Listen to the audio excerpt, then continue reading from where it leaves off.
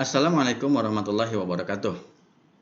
Kali ini kita akan melanjutkan kembali mata kuliah ilmu alamiah dasar, pembahasan kita tentang perkembangan pemikiran manusia.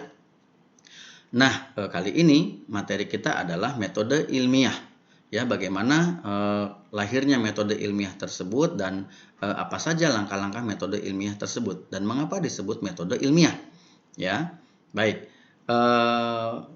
Kemarin kita sudah belajar bahwasanya perkembangan pemikiran manusia menurut Auguste Comte itu mengalami 3 tahap perkembangan. Yang pertama adalah tahap perkembangan tahap teologi atau tahap metafisika. Pada tahap ini lahirlah yang namanya mitos-mitos. Ya, mitos ini lahir untuk menjawab rasa penasaran atau rasa ingin tahu manusia tentang segala hal di alam semesta ini yang dirasakan oleh inderanya maupun oleh akal pikirannya. Gitu. Karena manusia pada hakikatnya punya rasa ingin tahu yang besar dan mereka selalu bertanya apa yang terjadi, ini apa, itu apa. Gitu ya. Manusia selalu berpikir untuk mencari tahu apa yang terjadi di alam sekitar. Baik itu tentang ilmu pengetahuan yang ada di alam sekitar maupun tentang ketuhanan. Nah, cuma saat itu nalar manusia belum berjalan dengan baik seiring dengan perkembangan pemikirannya yang belum baik. Maka saat itu lahirlah mitos-mitos. Pada pemikiran tentang ketuhanan lahirlah mitos-mitos tentang Tuhan-Tuhan ciptaan mereka. Maka lahirlah kisah-kisah para dewa misalnya yang ada di hampir semua negara memiliki kisah para dewa. Itu karena mereka mencari Tuhan. Nah, pencarian Tuhan ini bisa jadi karena 2 hal. Pertama, karena tidak sampai risalah agama kepada mereka, dan ini sebetulnya peluangnya kecil. Gitu. Yang kedua adalah karena mereka tidak mempercayai risalah yang datang kepada mereka. Ini peluangnya lebih besar. Mengapa saya bilang demikian? Karena kita mengenal manusia yang pertama namanya Nabi Adam. Ya, tiga agama besar di dunia ini, Katolik, baik itu Katolik maupun Kristen, Yahudi dan Islam mempercayai bahwa alam semesta ini diciptakan oleh Tuhan, gitu ya, oleh Allah, dan manusia yang pertama adalah Adam. Dan Adam ini lahir di surga dan dia sudah diajari ilmu pengetahuan oleh Allah. Sehingga pasti Adam sudah mengetahui tentang beberapa hal dalam ilmu pengetahuan. Juga tentu saja Adam sudah mengetahui siapa Tuhannya dan bagaimana cara menyembah Tuhannya. Hanya anak cucu Adam yang turun-temurun kemudian menyebar di seluruh penjuru dunia, ada yang mau beriman, ada yang tidak mau beriman. Yang tidak mau beriman akhirnya turun-temurun tidak mengajarkan lagi tentang ketuhanan, tidak mengajarkan lagi tentang Allah sebagai Tuhannya. Sehingga mereka tidak mengetahui siapa Tuhannya.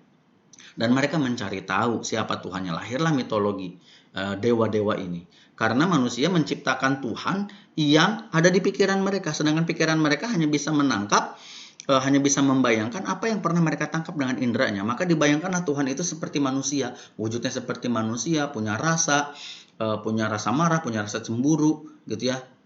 Mereka menggambarkan Tuhan seperti manusia. Lahirlah mitologi-mitologi. Tidak hanya dalam ilmu ketuhanan, dalam ilmu pengetahuan alam pun lahirlah mitos-mitos. Seperti kita ketahui misalkan di wilayah Cirebon ini misalnya. Jika gerhana matahari terjadi, maka mereka percaya, orang-orang dulu percaya bahwa matahari itu ditelan oleh buto atau oleh raksasa. Maka raksasa itu akan memuntahkan kembali matahari itu jika orang-orang di bumi seluruhnya menyalakan bunyi-bunyian. Karena raksasa itu dipercayai takut dengan bunyi-bunyian. Maka orang-orang berlomba-lomba menyalakan bunyi-bunyian. Akhirnya matahari muncul kembali dan mereka percaya, akibat matahari muncul kembali akibat raksasa memuntahkan matahari tersebut karena dia takut dengan bunyi-bunyian yang dibunyikan oleh masyarakat.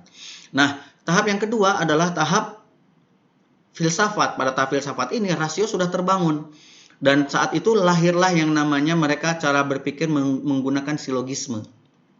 Ya, silogisme ini menggunakan premis mayor, premis minor, lalu menarik simpulan. Nah, pada tahap filsafat ini ada 2 penalaran yang digunakan. Yang pertama penalaran deduktif, yang kedua adalah penalaran induktif. Penalaran deduktif itu menarik simpulan dari hal yang bersifat umum menuju hal yang bersifat khusus, baru mereka menarik simpulan. Sedangkan penalaran induktif itu mengambil simpulan dari hal yang bersifat khusus dulu, baru menuju hal yang bersifat umum, baru menarik simpulan.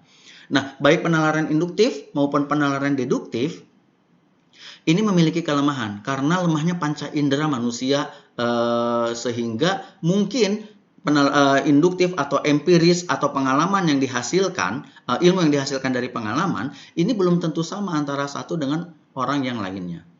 Maka lahirlah tahapan yang ketiga, tahap perkembangan pemikiran manusia, yaitu tahap ilmu atau tahap positif.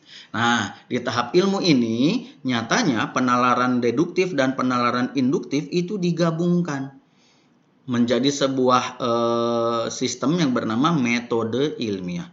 Ya, yang bernama metode ilmiah. Kita runut kembali bagaimana lahirnya metode ilmiah, bahwasanya manusia itu punya rasa ingin tahu yang sangat besar akan apapun yang ada di dunia ini, akan apapun yang ditangkap oleh inderanya. Nah, rasa ingin tahu ini membuat manusia berpikir, ada proses berpikir di sana. Dari proses berpikir ini lahirlah yang namanya penalaran. Dari proses berpikir ini lahirlah yang namanya penalaran. Nah, penalaran ini berkembang seiring perkembangan pemikiran manusia, sehingga terakhir lahirlah metode ilmiah, ya, yang menggabungkan antara penalaran deduktif dan penalaran induktif. Nah, pada metode ilmiah, langkah-langkah yang ada pada metode ilmiah adalah pertama, rumusan masalah. Poin 1, rumusan masalah. Pada rumusan masalah ini manusia harus mencari tahu dulu masalah apa yang ingin dia jawab. Apa pertanyaan di benaknya yang ingin dia cari tahu jawabannya. Setelah dia tahu apa yang ingin mereka ketahui, maka mereka akan menyusun hipotesis atau dugaan-dugaan. Ya, ilmuwan akan menyusun hipotesis atau dugaan-dugaan. Setelah menyusun hipotesis, mereka akan mulai melaksanakan penelitian, melakukan percobaan-percobaan gitu ya, eksperimen-eksperimen gitu. Hakikatnya percobaan-percobaan atau eksperimen-eksperimen ini dilakukan untuk menguji hipotesis itu tadi, hipotesis yang sudah dia buat pada poin ke-2 tadi. Dia uji hipotesis itu untuk mengetahui hasilnya benar atau tidak hipotesis yang awal. Ya, kemudian setelah didapat hasil penelitiannya, lalu ditarik simpulan. Nah, simpulan yang ditarik ini yang akhirnya menjadi ilmu pengetahuan. Ilmu pengetahuan ini bisa berupa ilmu pengetahuan yang sama sekali baru, atau bisa juga menyempurnakan pengetahuan atau ilmu pengetahuan yang sudah ada sebelumnya. Dan para ilmuwan sudah melakukan ini sejak zaman dulu kala. Ya, kemudian terakhir kita ingin tahu apa sih hubungan antara metode ilmiah dan ilmu pengetahuan alam. Mengapa ilmu pengetahuan alam? Karena materi mata kuliah kita adalah ilmu alamiah dasar, yaitu belajar tentang ilmu pengetahuan alam. Jadi ilmu pengetahuan alam ini merupakan cabang ilmu pengetahuan yang menghasilkan teorinya itu menggunakan prinsip-prinsip metode ilmiah.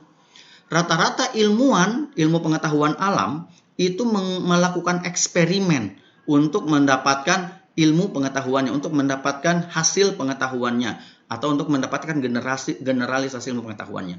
Nah, ilmu pengetahuan alam sendiri berkembang sangat pesat sejak melewati abad ke-16. Terutama setelah ditemukannya mesin uap oleh James Watt. Terjadilah revolusi industri dan sejak saat itu ilmu pengetahuan alam berkembang sangat pesat. Ilmu pengetahuan alam ini adalah induk atau dasar yang akan melahirkan teknologi. Ya, semakin maju ilmu pengetahuan alamnya, maka teknologi pun akan semakin maju. Sebaliknya, teknologi yang semakin maju akan membuat ilmu pengetahuan alam juga akan semakin meningkat kembali. Jadi mereka akan saling beriringan naik ke atas. Ya, saling beriringan menuju ke puncak pengetahuan manusia. Gitu ya. Nah, kita sekarang sudah tahu bagaimana lahirnya metode ilmiah. Kita juga harus tahu bahwa tidak hanya ilmu pengetahuan alam yang menggunakan metode ilmiah, ilmu pengetahuan lain pun menggunakan metode ilmiah. Tetapi saya pusatkan di ilmu pengetahuan alam karena ini terkait dengan materi kita, ilmu alamiah dasar. Oke, sekian materi kita hari ini. Kita akan berdiskusi selanjutnya di ruang diskusi. Terima kasih. Wassalamualaikum warahmatullahi wabarakatuh.